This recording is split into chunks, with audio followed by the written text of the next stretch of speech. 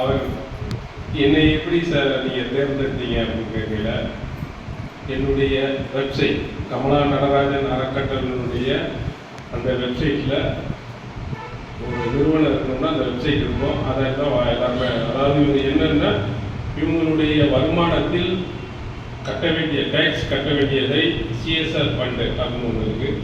அதற்கு அவர்கள் டொனேஷனை கொடுக்கலாம். டேக்ஸை கட்டாமல் அதை ஒரு ட்ரஸ்ட்டுக்கு டொனேஷனாக கொடுக்கலாம்.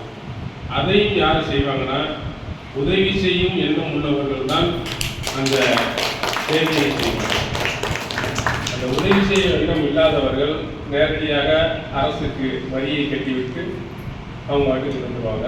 ஆனால் இவருக்கு இந்த இது மாதிரி சேவைகள் செய்ய வேண்டும் அப்படின்னு பார்க்கல, நம்ம வெப்சைட்டில் பார்க்கல இவங்க சிறப்பாக செயல்பட்டு கொண்டு இருக்கிறார்கள். ஏன்னா நம்ம டெய்லரிங்கும் அழகுக்கலை பயிற்சியும் தொடர்ந்து நடத்தி கொண்டே இருக்கிறோம்.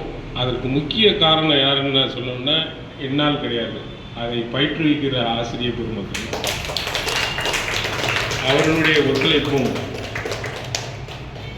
அதேபோல் என்னுடைய சகோதரிகள் கமலா நடராஜன் அறக்கட்டளையின் உறுப்பினர்கள் எந்த எதிர்பார்ப்புமின்றி பணியாற்றி என்னை வெளி உலகத்துக்கு அழைத்து சென்றவர்களே இவர்கள் தான்.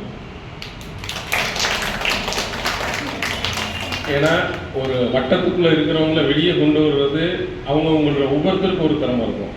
அந்தந்த திறமைகளை அதை நான் சரியாக பயன்படுத்தி கொண்டேன். அதனால் என்னால் வெற்றி பெற முடியும்.